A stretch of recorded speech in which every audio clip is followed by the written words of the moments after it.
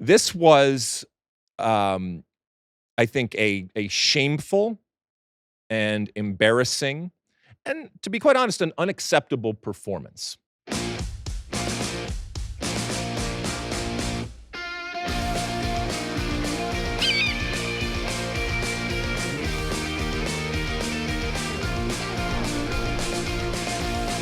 Hello, Sunshine. I'm Alexi, Lalas, and welcome to the State of the Union podcast, where we look at the beautiful game on and off the field through the lens of red, white, and blue-colored glasses. This show will be talking, yes, the U.S. men's national team disaster versus Colombia, Caitlin Clark's soccer lesson, graduation, perspective, cult docs, Chucky, Berhalter, Crocker, and so much more. But first, joining me, as always, my friend, my colleague, my guiding lights, David Mosse, a soccer savant and a Fox soccer researcher and writer extraordinaire. Mosse, how you doing on this Monday, June 10th in the year 2024? I'm doing well. The summer of stars is upon us. We have the Euros kicking off this week. It is. We are good to go. There is all sorts of beehive action happening up here in our digital space with men and women running around, getting ready for, like you said, a wonderful summer of soccer. All sorts of stars on hand, in front of the camera, behind the camera, on the field, all over the place. We could not be more excited to bring it to you. Last week when we talked, you were in research and preparation mode for these tournaments, the Copa America and Euros. Have you had any personal time to watch anything, my friend? Yeah, for a guy who said he was shutting it down, I actually have quite a few things to talk about. Oh, okay. Today. First off, I said recently on this pod that if there's a creepy, disturbing documentary out there, Kat will find it. And she recommended to us this Dancing for the Devil on Netflix. I watched it, 3 parts. Thought it was pretty compelling. I don't know if you've gotten around to seeing it. I watched it too. It is creepy. I think it is illustrative, if you will, of what our society has become relative to social media and the hold that it has on not just young folks out there, but in this case, if you watch it, almost an entire family. Yeah, the one silver lining is it's gotten me into crump dancing, starting to learn the moves. Yes, exactly. But a couple other things. I also watched this movie, Hitman, that was out in theaters and also released on Netflix. Glenn Powell, I thought it was pretty good, entertaining. It's getting great reviews, and I thought rightly so. And then finally, to end on a dark note, I told you I recently read a book about French intelligence leading up to World War II, so I've been kind of in that frame of mind. Also, during the D-Day anniversary, I gobbled up a lot of material about that. Yep. So I watched this past weekend this Netflix 6-part documentary, Hitler and the Nazis, which is actually done by the same guy that did the Paradise Lost true crime doc. And I thought it was very good, very well done. All right, so I got to check that one out. Let's see what I got. I too, like I said, watched Dancing with the Devil and was disturbed by a lot of what I saw. But it leads me to something else, which is the genre of, or I guess it would be the subgenre of documentaries that deal with cults. And I'm sad to say that I have become, I guess, numb or apathetic to a lot of these stories. And a lot of them kind of go the same way. And there's a part of me that when this happens, and look, if you or anybody that you love falls into something like this, I'm sure it can be incredibly painful. But there is an element of me that at some point, the personal responsibility and the recognition and being aware of what is actually going on falls on the individual. And look, when people are there telling you what you want to hear and doing it in a way that is soothing and enticing, I get how attractive that may be. But time and time again, we see these cult documentaries and you're left going, these people are morons. Why are they falling into this? And I know it's easy from the outside to say that, but what I'm saying is it's becoming predictable in the documentary form when it comes to a lot of these cult documentaries, as is the subgenre of documentaries that deal with business up and down and business failures, especially when it comes to Silicon Valley and the tech industry and all of these startups. Another one that's out is MoviePass. Did you ever have MoviePass? No. There's a documentary about the MoviePass, which was a card that came about that enabled you to basically go to as many movies as you wanted. You pay an upfront fee and then go to as many movies as you wanted. And it it documents the rise and fall of this company. And again, it mirrors a lot of these other documentaries where they have the best of intentions. A lot of times it's kind of being done out of a garage and started with, humble types of means and then grows bigger and bigger. They get a cash influx. They start living beyond their means. The business part from behind the scenes goes awry and they kill the golden goose. And look, we all know that in business in general, a very small portion actually are successful, and there's so many that unfortunately go away. And in this case, so it shouldn't be any surprise that there's this glut of documentaries that deal with the failures of a lot of the businesses out there. But again, it's starting to become predictable, and you lose the sense of caring after a certain amount of these things. But I thought it was interesting to take a look back into MoviePass, and again, there are lessons to be learned in all of these as to what not to do, especially when it comes to business. So those are a couple of things to suggest out there. All right, Mosse, should we light this candle, my friend? Let's do it. Gee, where should we start first? We begin with the U.S. men's national team. On Saturday in Landover, Maryland, they played the first of their 2 pre-Copa America friendlies, and it did not go well. They suffered a 5-1 defeat to Colombia. John Arias and Rafael Santos Borré scored in the first half. Team UA pulled one back early in the second half, and then Colombia poured it on late. Richard Rios, Jorge Carrascal, and Luis Sinisterra all on target. It's the U.S.'s worst loss since a 4-0 qualifying defeat to Costa Rica in 2016, which spelled the end for Jurgen Klinsmann. And the first time they've conceded 5 goals in a game since a 5-0 defeat to Mexico in the 2009 Gold Cup final. Shout out to Stu Holden, who was involved in that one. We were supposed to tape a Spaces after this game. We didn't. Why don't you explain to the folks why, and then give us your thoughts on the game? Okay, so first and foremost, I am forever associated, and proudly so, with the game of soccer. It is how I make my living. It is how I have made my living for decades now. But I do have a life beyond soccer. My daughter graduated this weekend, and in the schedule that is graduation, anybody's been through it, you know that it's incredibly hectic. And I overlooked when it was going to be, and so I apologize that we didn't get to the Spaces, especially given the historic nature, as you mentioned, of this game. But I think I certainly can be forgiven. But it did provide a moment of perspective, because I'm up there in this monumental moment for my daughter and for her classmates and for a family, and kind of this this thing that many people go through. And I was incredibly proud, and it was incredibly moving, and she's moving on and doing all that kind of stuff. But knowing that this game was also going on, that I do have a connection to, and I have and that I care about, I started getting messages and alerts as to what was going on. And look, there are a lot of soccer people around, and so when the final score had happened, even though I had not seen the game live, people were talking about it. I went home and then watched the game. But when I start to think about the reaction, first off, it was interesting to see how many people, even in that type of setting, were interested and were following. But all of that is to say is that I did not see it live, and I did not experience it live.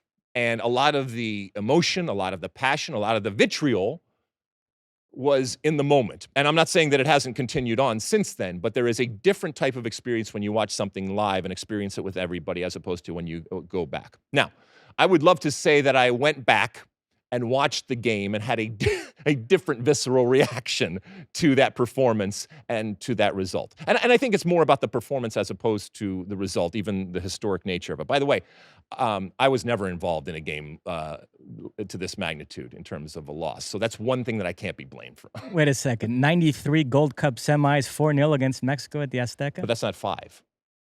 Same margin of victory, but not no, but as it's many 5 goals is different. conceded. 5 is different than 4. Okay. Even Rutgers taught me that. All right. So I went home. I watched the game. And this is, again, being, I guess, infected with, some of the, everything that people are texting me and people are calling me. And then obviously going on social media, which is what one does. This was, I think, a shameful and embarrassing, and to be quite honest, an unacceptable performance. All right. Does this mean that Gregg Berhalter is a bad coach? Not necessarily. Does this mean that these players aren't good? Not necessarily. But it is concerning that in this moment, when we talked about, we were all looking for a reason to believe in this team, some a reason to believe in this team again, or some to a reason to believe in the team for the first time against elite competition with 26 in the background. And not only did they not give us that, but the way in which they performed, and I use that term very loosely, I think gives a lot of people pause, and I think brings up a lot of questions. There was no authority on the field. And when I say authority, I mean authority that comes from a maturity that you expect from some of these players, given their pedigree. There was no direction, at times literal direction, in terms of how they wanted to play. And there was certainly no confidence. And I guess you could put a / swagger. And yes, confidence and swagger is something that you accumulate over time. But these are not boys anymore. These are men. And they looked like a team without confidence, direction, and authority. And this is a group, and this is a coach in Gregg Berhalter, that have yet to prove that they can hang with elite competition. And that means that at least now, and certainly after that game, they are not elite. And if this U.S. men's national team is not elite, then they cannot win a World Cup. And make no mistake about it, winning a men's World Cup is the goal. And I don't think that it is delusional to have that type of goal. But after this 90 minutes, I think you look at it and say we're a lot further away from ever reaching that goal than we certainly thought the 90 minutes before that game.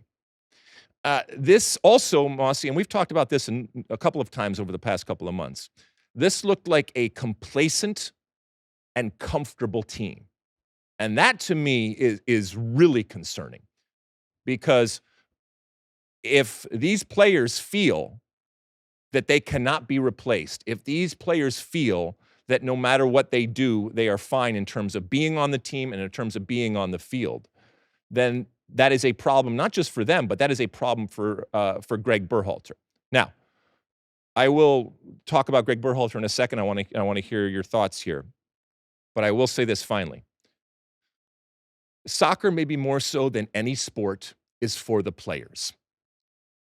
The responsibility and I guess the opportunity for the players in soccer, I think, is more so than any sport out there. When the whistle blows, managers, coaches, whatever you want to call them, I think they have the least amount of impact and, to a certain extent, responsibility.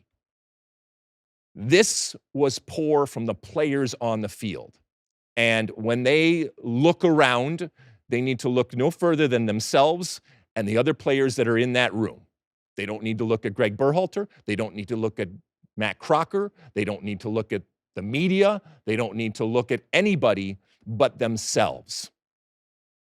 And again, it was disappointing from a group that we expect more from. And who knows? Maybe we shouldn't expect more from them. Maybe, to quote the old movie, this is as good as it gets. But if this is as good as it gets, then there is a big problem. And if this is part of the process, then the process may be flawed. You mentioned the pedigree of the players. The U.S. released their lineup an hour before kickoff. Opta put out the stat. It was the first time in program history that all 11 starters play in Europe's top 5 leagues.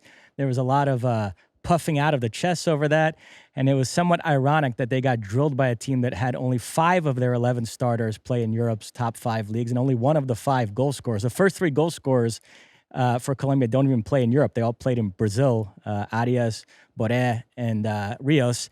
And I want to use that as a jumping off point to talk about Matt Turner. Mm-hmm. Yeah, let's dive into the actual game. So. I'm an unapologetic Euro snob, but even I draw the line at thinking that a goalkeeper is better off being a backup at a European club than being a starter in MLS. There are U.S. fans that think that because of the environment and the day-to-day training, but I'm sorry, that's been proven demonstrably untrue. We've seen both Zach Steffen and Matt Turner become worse goalkeepers by going to Europe. There's no arguing that Matt Turner today is a worse goalkeeper than he was 2 years ago. And, listen, none of the 5 goals were mistakes per se.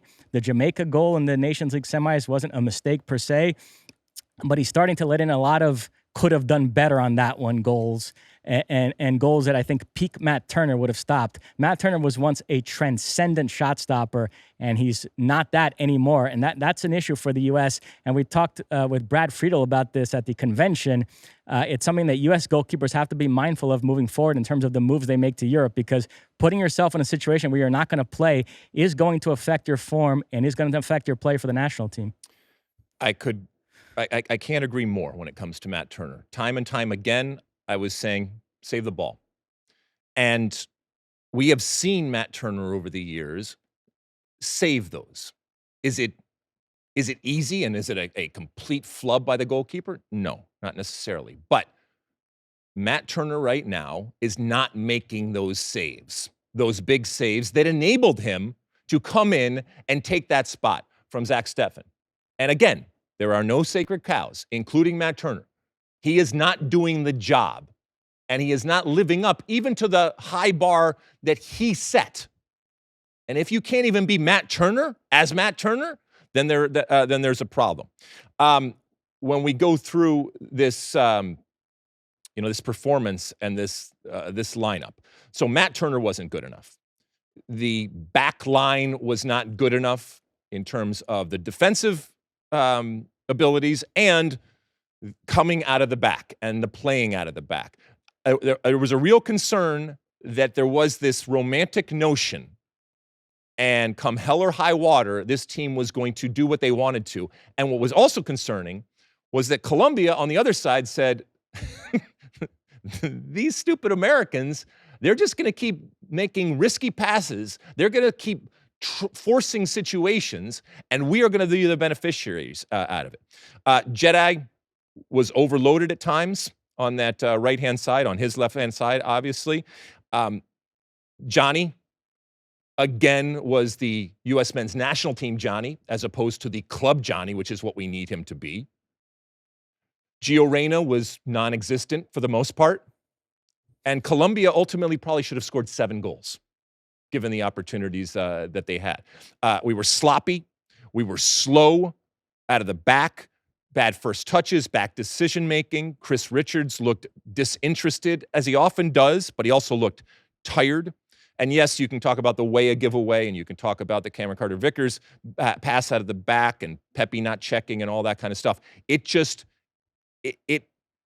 looked like they were each individually playing in a different way, collectively playing in a different way, and the way that they wanted to play, they're not good enough to play. And maybe we've been saying this for years, but it really, really was clear and evident in the game against Colombia. I think center back is the weakest position for the U.S. national team. When we talk about how talented this pool of players is, golden generation and all the rest, and we go position by position, that's the one area that I think people are forcing it and talking themselves into certain players being better than they are. I think the likes of Chris Richards, Cameron Carter-Vickers, Mark McKenzie, even Tim Ream, who's now 36, lost his starting job at Fulham and is now likely going to go to MLS this summer. They're all just okay. I don't really see a really commanding elite world-class center back in that group. So I think when you go up against quality opposition, that's going to be a weakness that other teams are going to be able to exploit. I was talking earlier about perspective, going to my daughter's graduation, and there is certainly a bigger world out there, and one that's well beyond soccer for all of us, even though we love soccer and work in soccer. But perspective in sports is not something that you often talk about. And I would even argue is not even necessary. If you can find some perspective, that is good. So are we chicken littling here when it comes to this day? In that I haven't seen so many U.S. players individually and collectively all play bad in a long time for this team. And it was just one of those days, or is that the easy way out? I was thinking about this a lot in the last couple of days as I observed the discourse around this game. I don't know if this addresses what you just brought up, but I think it's sort of related. The U.S. is attempting to do something that's never been done before.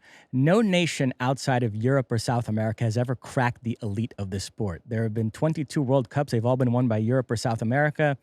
No team from outside those two regions has ever gotten to a World Cup final. There have only been 3 semifinalists from outside those two regions. One of them was the U.S. in 1930, the first ever World Cup, then South Korea 2002 and Morocco in 2022. So trying to become elite while playing in CONCACAF means that you sort of turn the tables on the traditional relationship between friendlies and competitive matches. People look at friendlies against quality teams from other regions as more meaningful than most of the competitive matches you play. So it creates this disconnect. You still have people like our colleague Colin Cowherd, who's operating by the traditional playbook of how we tend to look at these things. He said, young USMNT fans are so predictable it hurts. Team lost a friendly, emphasis on friendly, in preparation for Copa. The stampede to fire Gregg Berhalter is underway. Every Liam, Holden, Fallon, and Beckett are demanding they burn the house down. Hashtag deep breaths. So he's viewing it as it's only a friendly, calm down. What really matters is the Copa America. But you said last week that part of you feels like these friendlies against Colombia and Brazil are actually more meaningful than the first 2 Copa games against Bolivia and Panama. I understand where you're coming from, because in the grand scheme of things, as the U.S. tries to become elite, you're looking for relevant data points against elite opponents. So how we measure the caliber of opponent versus the context surrounding a match, one being a friendly, another being a competitive game that actually counts for 3 points and advancing from a group, it's going to be kind of interesting moving forward. Yeah. Yes to everything that you said there. But I think this segues into how we should judge Gregg Berhalter, because obviously he has come in for a lot of criticism and has for a number of years now. There are people that no matter what happens are not going to believe that Gregg Berhalter is the right person for this job going forward. And when it comes to his job, I think it should be noted that Matt Crocker, the U.S. Soccer Federation sporting director, hired in 2023, he rehired Gregg Berhalter. And Crocker could have easily moved on. Nobody would have cared if he had gone in a different direction than Gregg Berhalter, given the results, given all the drama and the controversy, and given the fact that Gregg Berhalter already had a cycle. And traditionally and normally in soccer, one cycle is enough. But he didn't. Went through a big fanfare of a process and came to the conclusion that Gregg Berhalter was the right player, right person for the job. Emma for the U.S. women's national team, that's an easy hire. That's easy. Nobody's going to complain. Nobody's going to care.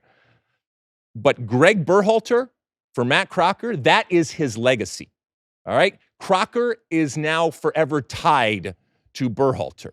And the truth is that although he is the sporting director for U.S. Soccer, Matt Crocker has one job, and that is to be successful in 2026. And if at any point he feels that the situation that he has created is detrimental and hurts in the aim of that goal, he has to do what is appropriate.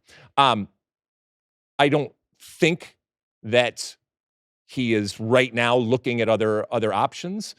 And we'll talk a little bit about this, other teams. This is one game. And the U.S. has another game coming up here in a few days against Brazil. And if they were to rebound, what if the U.S. beats Brazil? Then everybody's looking around going, well, do we suck or are we good? Or are we somewhere in between? And maybe the situation is that we are somewhere in between. And, I had said that I wanted these games treated like they were part of a tournament, like they were World Cup games. Well, Christian Pulisic is on limited minutes. So Gregg Berhalter has not done that. And in not doing that, he has now pushed all of his chips into Copa America. And so what is a successful Copa America, and one that enables Gregg Berhalter, to be quite honest, to continue on? I don't know, but to quote Justice Stewart from many, many years ago, I know it when I see it. I can't tell you, well, you got to do this, and you have to win this, and you have to beat this. No, I'll know it when I see it. And I think a lot of people will feel either incredibly relieved, and hopefully they have some of that hope and that belief that we're talking about, or it will be an incredible failure, and Matt Crocker will be left with a situation where 2 years before the World Cup, he may have made the wrong decision, and he has to correct it, or he has to go all in now for Gregg Berhalter. Before we move off the Colombia match, I do want to ask you about the crowd. I know people on X brought this up to you. Over 50,000 fans, but it was a decidedly pro-Colombia crowd. They chanted, "Colombia es tu papá," Colombia is your daddy. Are you desensitized to this stuff, or does it still bother you to see the U.S. effectively play a road game here in the United States? I mean, look, somebody asked me on the X machine earlier today of if the U.S. fans were to blame for the situation. Well, first off, absolutely not. There is no blame on U.S. fans. As a matter of fact, the U.S. fans that showed up to that game should be applauded and praised. They are the real stars, and let's be honest, given the performance, they were the only stars from a U.S. perspective on the day. We, and when I say we, the U.S. men's national team and U.S. women's national team at times, but certainly the U.S. men's national team for the most part, we have played away games at home for decades. It is nothing new. It comes with the territory. And even when U.S. fans show up, and they are the minority like they were against Colombia there, like I said, they are the stars. It is up to the U.S. Soccer Federation. It is up to the U.S. men's national team and Gregg Berhalter and company over there to motivate fans. And again, listen, I am of Greek descent, incredibly proud of my Greek heritage. Supporting the country of your heritage is fine. Got no problem with that. But rooting against and actively rooting against the country, in this case, the United States, what I feel is the greatest country in the world, that has provided you and your family and maybe multiple generations with freedom and with safety and opportunity, I think that that's peak asshole. I don't understand that. I cannot fathom that. But it's up to the U.S. And who knows, in this effort to win a World Cup, maybe there will come a point where you win the hearts and minds, even of your countrymen and women who would rather support their country of origin. You gotta win them over. And I will say this, over the years, I know it's been a lot of decades, it has changed a little bit. It's not as dramatic as it was the other day on a consistent basis, even though obviously that was a home game for Colombia. Now, next up for the U.S. is Brazil on Wednesday in Orlando, where there are a lot of Brazilians, so expect that to be probably more of a pro-Brazil crowd. We've seen countries that have played two friendlies here leading up to these tournaments, the Copa or the Euros. They tend to play a stronger lineup in one of them and then use the other one to get a look at backups. Gregg Berhalter put out a pretty strong lineup against Colombia. He didn't start Tyler Adams, and as you mentioned, he took Pulisic off at halftime. But for the most part, it was a lineup that you could look at and say that's pretty close to the A team.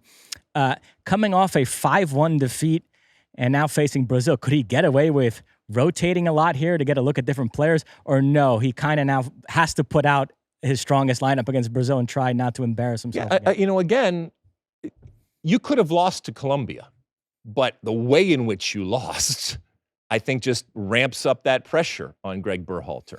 And now, okay, you're playing against Brazil, so it's the way in which you play in Brazil. And I'm sure Gregg and his staff will say, yeah, but there's a greater good, and we'll use it to prepare.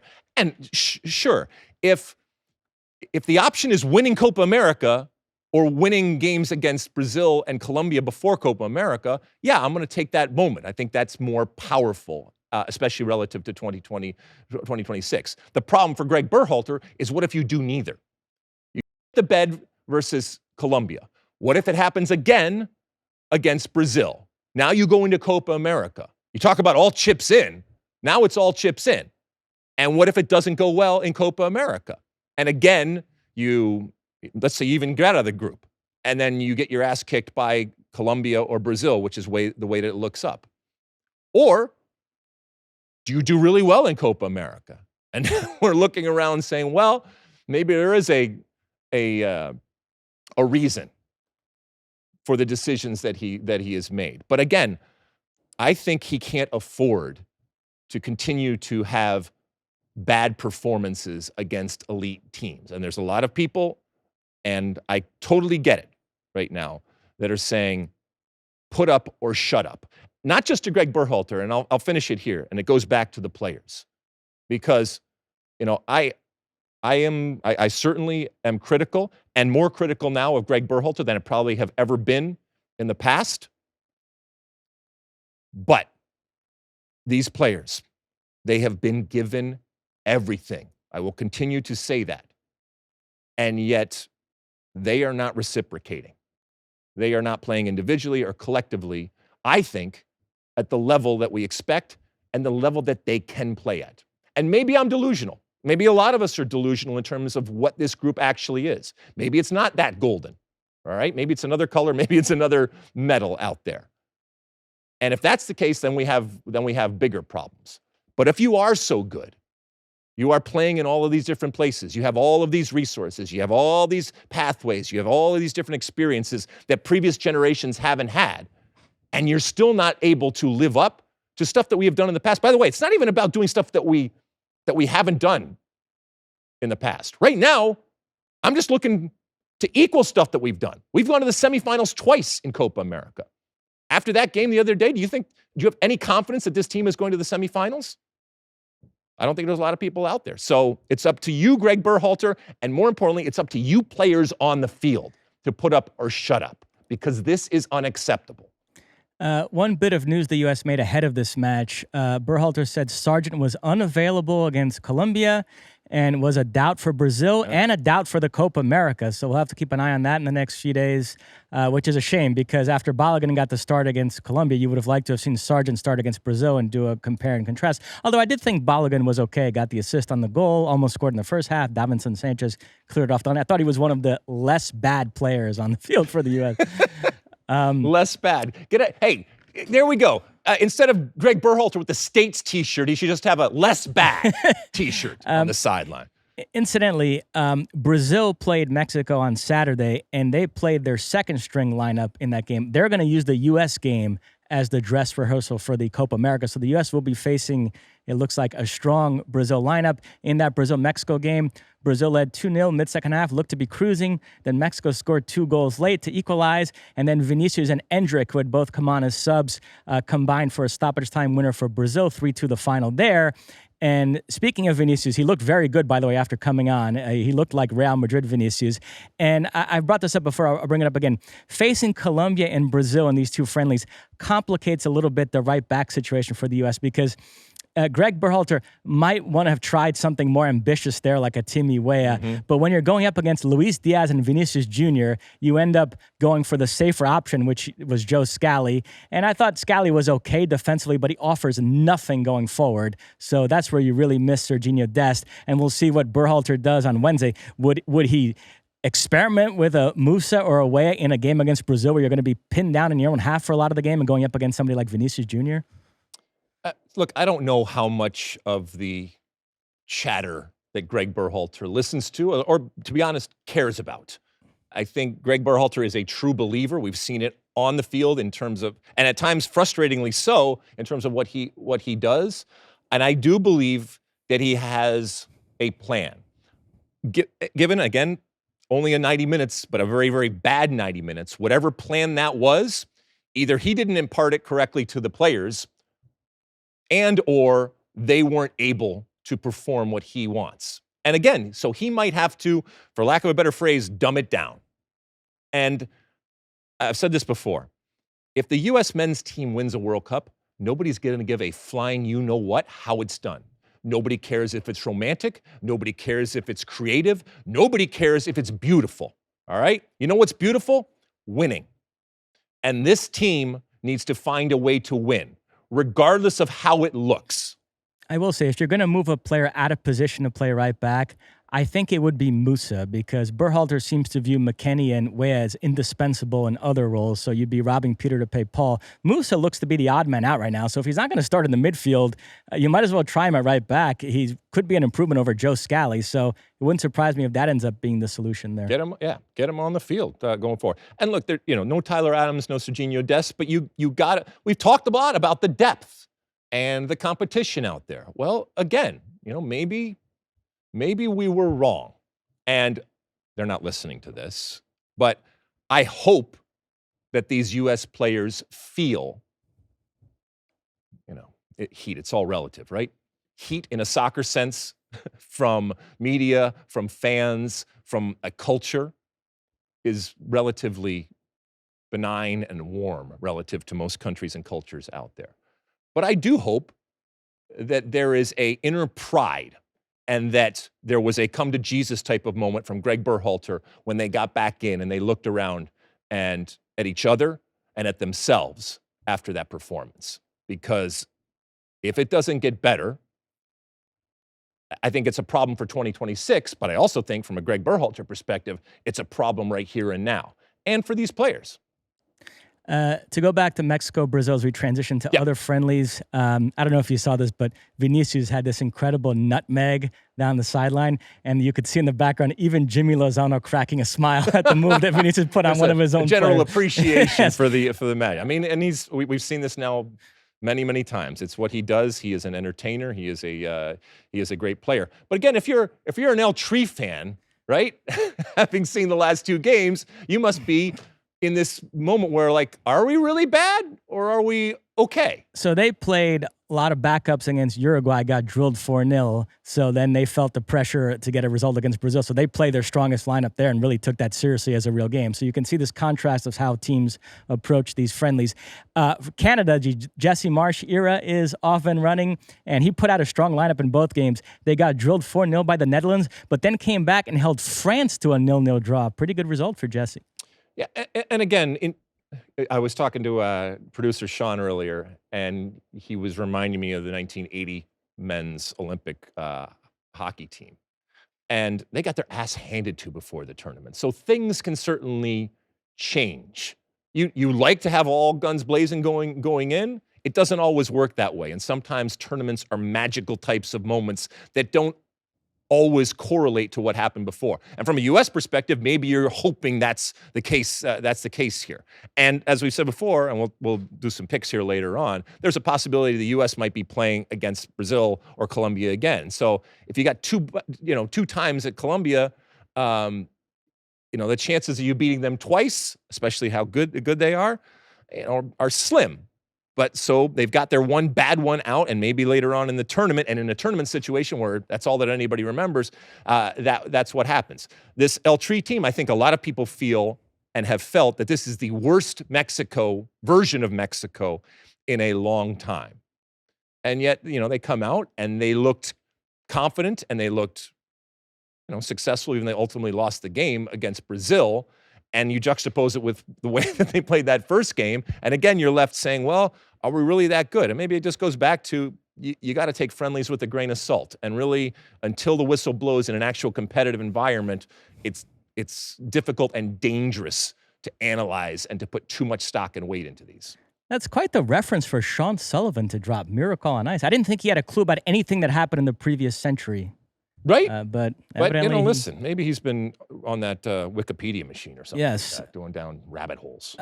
The reigning Copa America champions and reigning World Cup champions, Argentina, they beat Ecuador in a friendly 1-0. Angel Di Maria scored late in the first half. Messi came on for Di Maria early in the second half.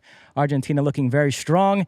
And this is a matchup. You said we're going to do our picks in the next segment. This is a matchup I think we're going to see again in the knockout stages of the Copa America. Yes. You do. Can I just circle back, because I kind of gave, I didn't give enough time to Jesse Marsh in France. That is obviously a very good result, especially coming off getting their asses handed to a few days ago. And so I do think that Jesse Marsh is going to make this Canada team better. What that looks like in terms of the greater scheme of things, I don't know. But this is a type of result, when you go back into the locker room, you look around, especially for a new coach, that's vital, because it provides credibility, and there is a method to whatever madness you have, very recently, but still tried to impart on them. Should be noted, Mbappe didn't start. He came on with about 15 minutes left, almost scored a great goal in stoppage time, denied by Crepeau. But still, you look at that France lineup, a lot of names of note, so that was an impressive result. And when we talk about France, and obviously we'll be talking a whole lot about them this summer with the Euros, the depth is something that everybody goes to immediately, where they can field multiple teams. A lot of people think France and England are the two best teams at the Euros. England had a shock friendly defeat to Iceland at Wembley, 1-0, which has set off some alarm bells there. Well, they should definitely fire the coach, right? Multiple cycles and right before a tournament, having a horrible, horrible performance against and this is even a situation where they're playing an elite and they were horrible, right? Isn't that how this works? The Three Lions. There is a strange type of calm when it comes to England. I feel like people should be more up in arms after this result, and maybe they've just been around long enough where they know all that matters is the Euros, and this is a warm-up game, and it was just one of those things. Jude Bellingham did not play. Portugal, minus Ronaldo, lost at home to Croatia. Germany had a 0-0 against Ukraine and then needed an 89th minute goal to beat Greece. So a lot of the favorites, a lot of the teams that you and I have going far, struggling in these pre-tournament friendlies. We'll see if that's indicative of anything or not really. I think a lot of this stuff that we're talking about right now, while we might reference it going into the tournament, once the tournament takes place, it takes such precedence and almost just napalms a lot of the narratives that were out there. We made our Euro picks last week. Are you ready to make some Copa picks? I am ready, my friend. Are you ready? Because I got some interesting things. That's coming up in the next segment. All right. We'll take a quick break. Like we said, we'll come back and we got some Copa picks for you. Don't go anywhere. Okay, welcome back. As promised, we got our Copa picks. Last week, you got our Euro picks, and now we're off to Copa here. Okay, let's go group by group here, Mosse. I'll give you my teams that are coming out, and then you give us your teams that are coming out. Group A, Argentina, Peru, Chile, and Canada. I have Argentina winning the group, and I have my good friends, led by Jesse Marsh up there in the Great White North, Canada coming in second. I got Chile third and Peru fourth. What do you got? I have Argentina 1, Chile 2. I toyed with Canada, but ultimately I went with Chile because of the manager, Ricardo Gareca.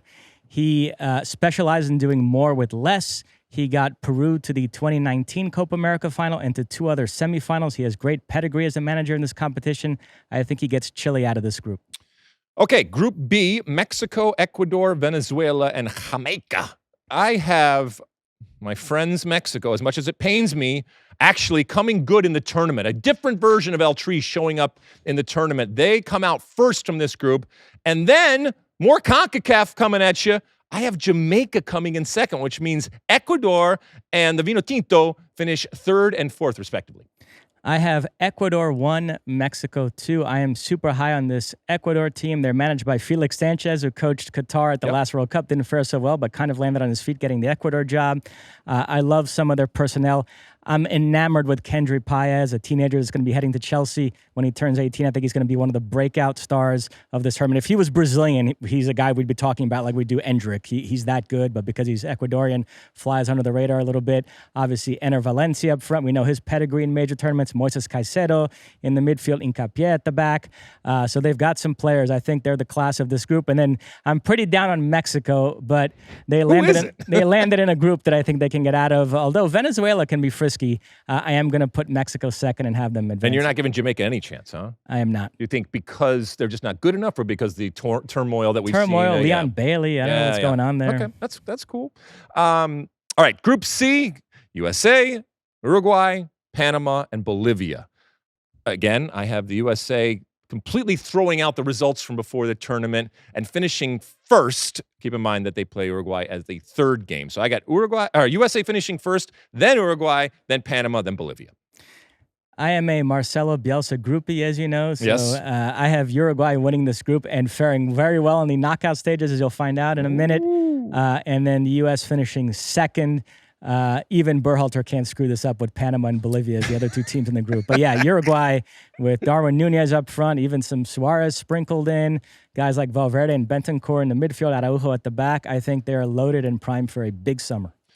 All right, and Group D with your Brazil, Colombia, Paraguay, and Costa Rica. I have Brazil winning, and I have Colombia finishing second. I toyed with some things going on, goal differential type of stuff happening with Colombia and Brazil, but I'm still going with Brazil and Colombia. I agree. It's pretty much a jump ball between those two to win the group. I'm going to go Brazil 1, Colombia 2. Colombia now unbeaten in their last 22 matches. They haven't lost a game since February of 2022. Their all-time record is 27, which they achieved in the early 90s. That great team with Valderrama, Rincon, Asprilla, Leonel Alvarez, Andres Escobar, etc. So they could break that over the course of this tournament, depending on how far they go. But I do think they finish second in this group. Brazil advances as the group winner. Okay, I'm going to take you through the quarters, semis, and finals, and then I'll come back and get your quarters, semis, and finals here. Okay, Argentina, we talked about going through, and Jamaica for their efforts of going through, which I put them through. They get to play Argentina. Argentina beats Jamaica. Mexico, in an all-CONCACAF affair, beats Canada. The USA gets a second bite at the apple after that horrendous pre-tournament drubbing 5-1 against Colombia, actually beats them in Copa America in the quarterfinals. And your Brazil beats, I know what yours is one of your favorites, Uruguay. So now I'm going to the semifinals. And this is where Gregg Berhalter, the perception of him fundamentally and completely changes. This is his moment. This is his stand. I talked about him putting all of his cards and all of his chips in when it comes to Copa America and what this is. Well, we knew he was going to have a big result. And going over Colombia, that is certainly a big result. But it couldn't get any bigger, could it? Oh, yes, it could, Mosse. USA over Brazil in the semifinals of the 2022 Copa America, and Argentina over Mexico in the other semifinal, which gives us an Argentina versus USA final. And this is where the train ends for Gregg Berhalter, but he's already playing with house money, as it were. Argentina beats the United States to win Copa America and defend their Copa America title. I have in the quarterfinals Argentina beating Mexico. Whenever those two countries square off in the knockout stages of a major tournament, I always harken back to the 2006 World Cup round of 16. Zach Kenworthy favorite Maxi Rodriguez scored a famous goal, this left-footed volley to win the game. But they play him well. They do play him well. Even if, on paper it looks like there is a big distinction from the two, I think that they rise to the occasion. I'm talking about El Tri relative to Argentina. That's true. Then I have Ecuador beating Chile. Then other side of the bracket, I have Brazil beating the United States. Mm-hmm. If the U.S. were to knock Brazil out of a major tournament, I would not only quit this pod, I would probably move out of the country. No, you don't need to quit that pod. Why are you doing that? Why are you saying that? No, that's as anybody that's listening to this pod knows, I actually find this Brazil team to be quite vulnerable, so it's not at all outside the realm of possibility that could happen. I'm only joking. But it's bad enough that your country of origin there would lose, but I don't want the State of the Union to lose out on this too. Okay. Fair enough. I appreciate that. And then I have Uruguay beating Colombia. So that would set up Argentina v. Ecuador, Uruguay v. Brazil. In the semis, I have Argentina beating Ecuador. And then I didn't want to pick Argentina to win this tournament because that's boring. So I determined that the Brazil-Uruguay semifinal winner was going to be my pick to win the whole thing, to beat Argentina in the final. I went to bed thinking Brazil. I woke up this morning and switched it to Uruguay. So I have Uruguay beating Brazil in the semis and Argentina in the final and winning their 16th Copa America. Love it. Love it.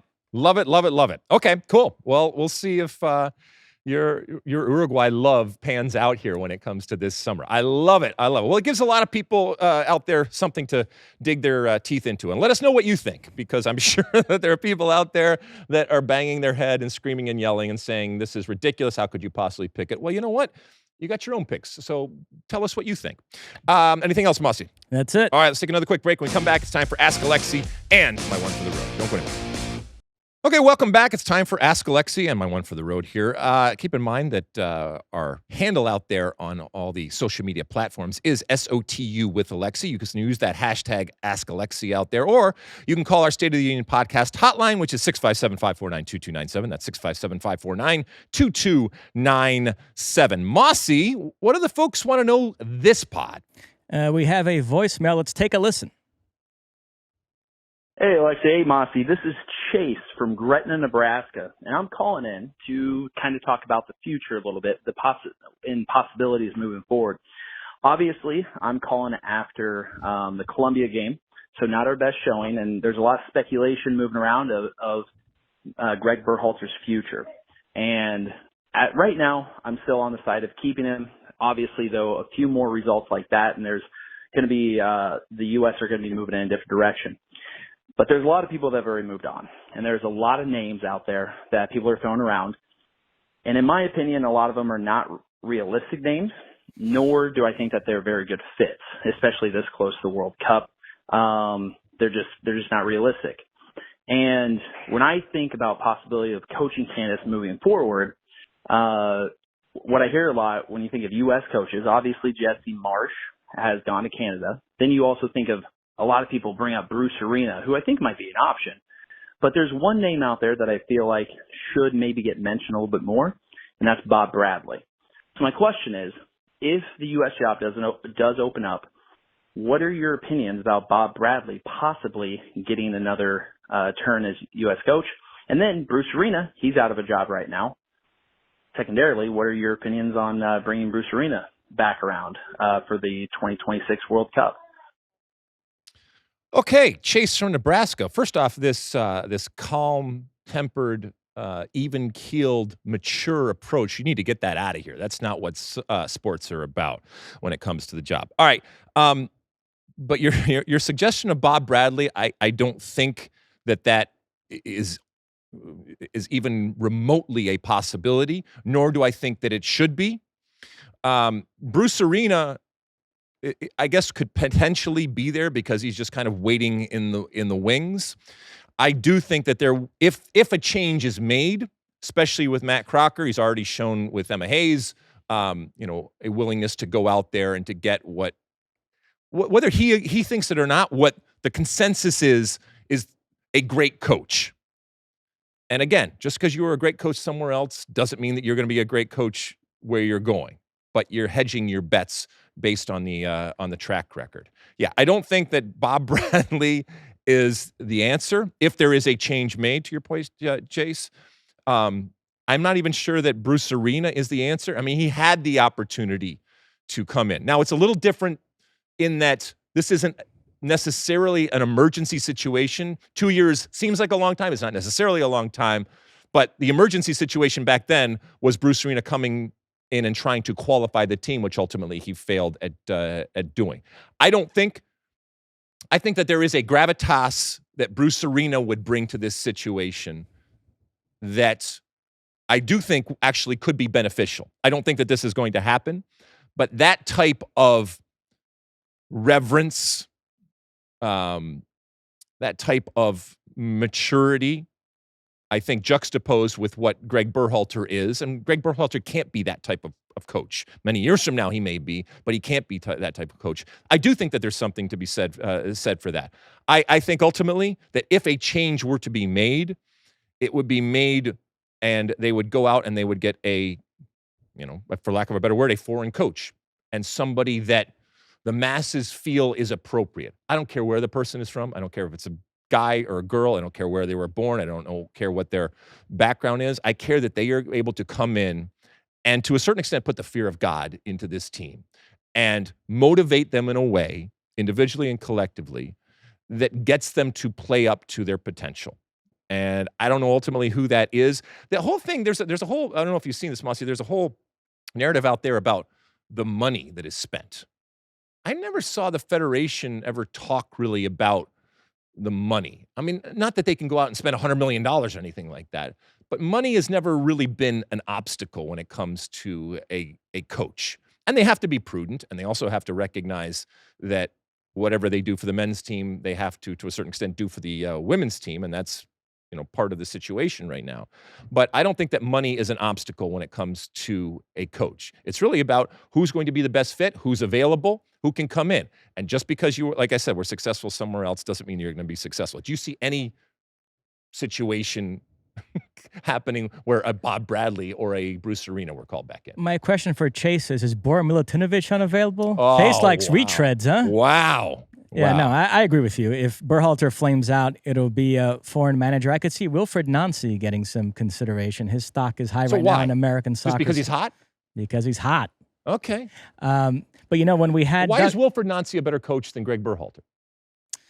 Well, he just won MLS Cup and took the crew to the CONCACAF Champions Cup final where they lost, but they were poisoned at the hotel. That's become a big conspiracy theory on social media.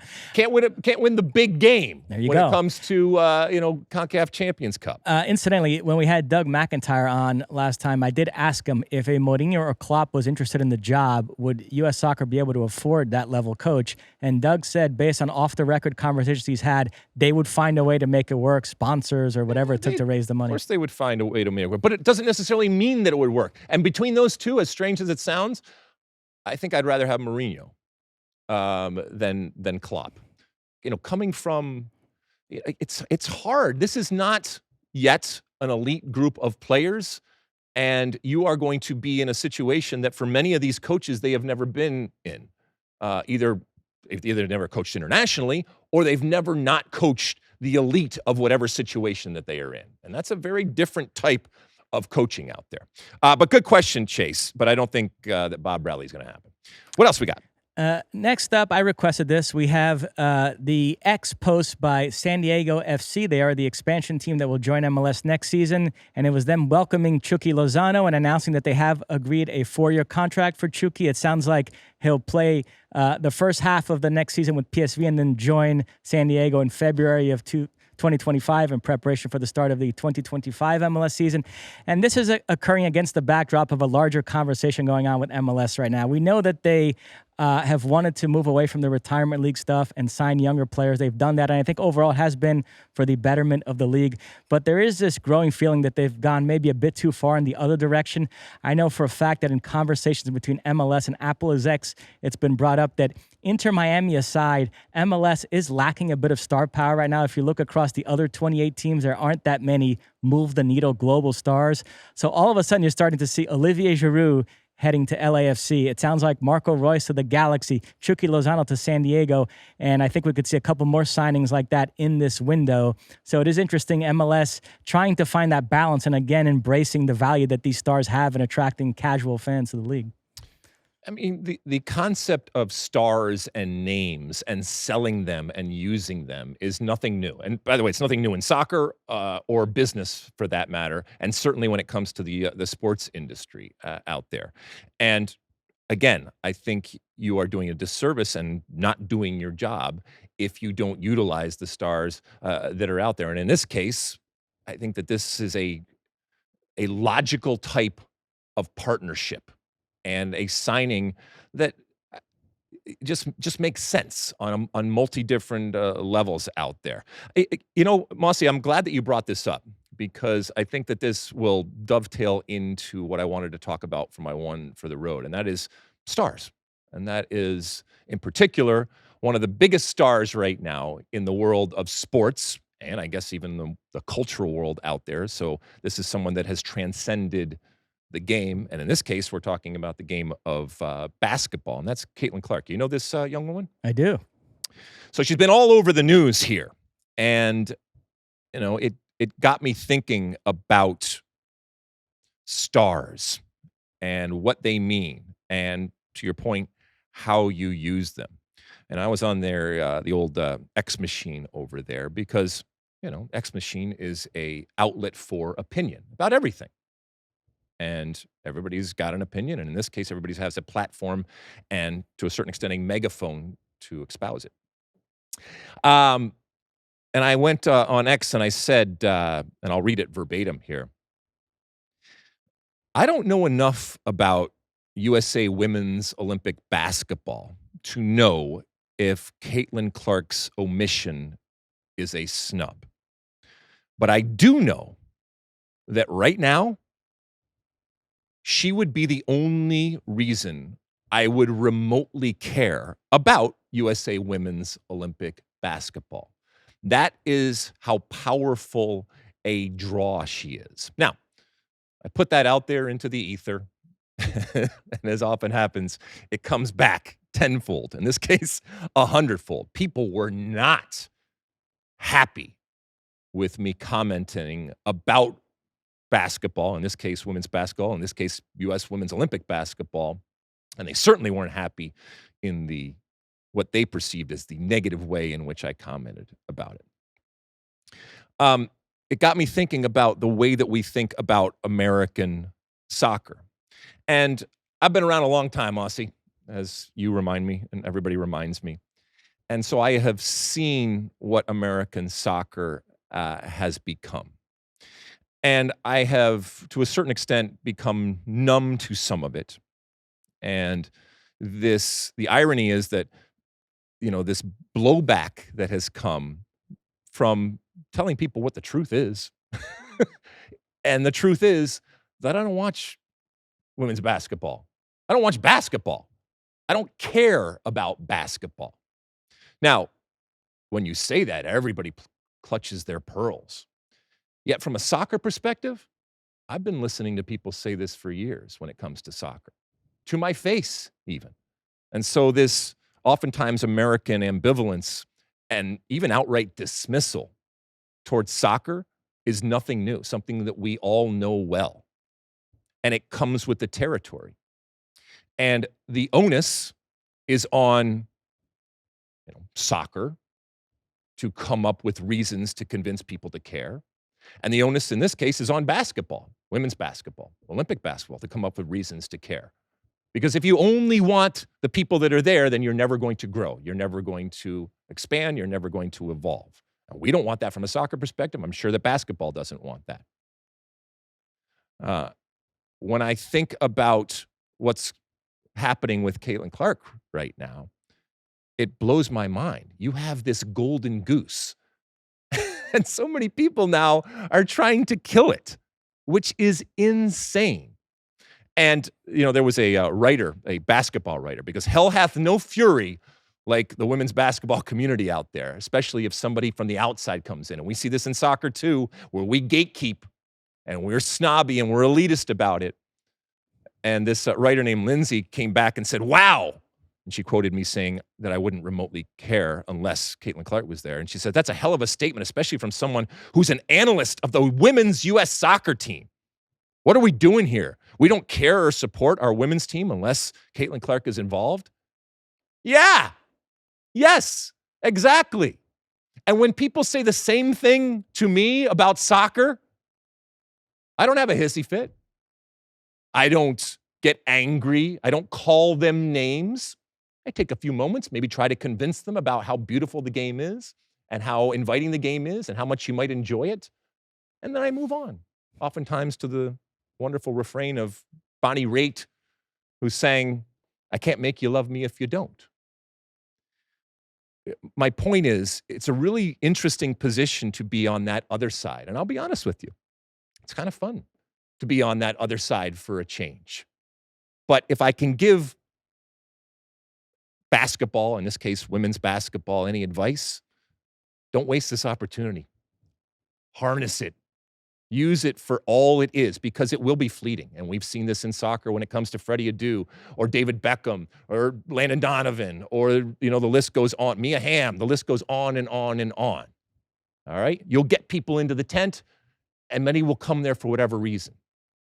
And whatever reason you pick to enjoy basketball, or in our case, soccer, it's good.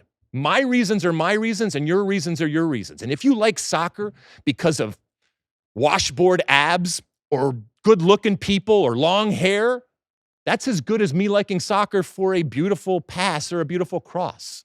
I just want people into the tent, and I'm not going to gatekeep. Bring it in for whatever reason it is that you like. And in this case, it's Caitlin Clark. And again, I'm not saying anything that people don't know, and I'm also not saying anything that a lot of people don't feel out there. And if Caitlin Clark is on the Olympic team or not on the Olympic team isn't going to change my life one bit. But if you want me to watch, yeah, she makes a difference. That's how good she is, at least in my mind, in what I have been told. And that's how powerful she is. And whether it's a Chucky Lozano or anybody else out there, that's what you're trying to do. Not the soccer people out there, but the people that maybe can be soccer people. And whatever brings them into the tent, I'm good with it. Mosse, anything before we go? I know we're running long, but I do want to ask you a question. It's clear that some of the other women in the WNBA resent Caitlin Clark. I've been proven right that women are catty, whether Erin, Kyla, and Kat like it or not. But after the 94 World Cup, when you got all that attention, did you feel any resentment from other American soccer players who felt like your level of fame was disproportionate to your talent? Sure, absolutely. And you're getting attention, you're getting opportunities, you're getting money, you're getting fame, all of these different things. And those that either were part of that group that didn't get as much or any, or those that came before, look, we've all stood on the shoulders of others. But again, I often say that in American soccer, we eat our own. Well, evidently, this is not a unique characteristic of American soccer because it applies to other places and it applies to other sports and leagues out there.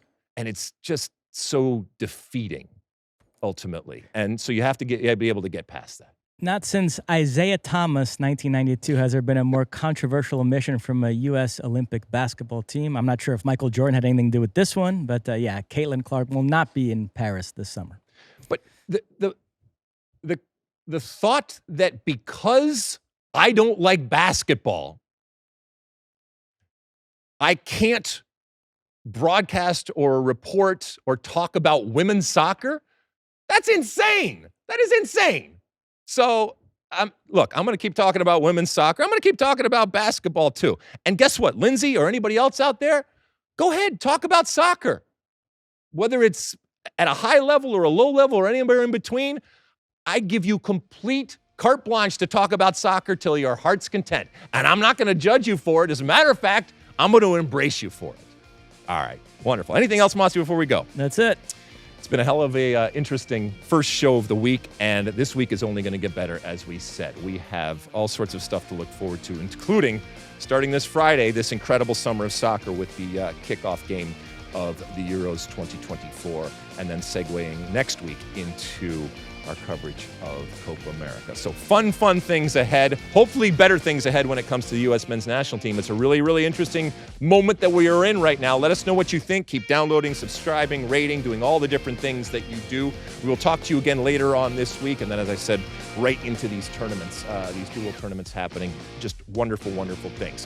Until then, and as always, my friends, size the day.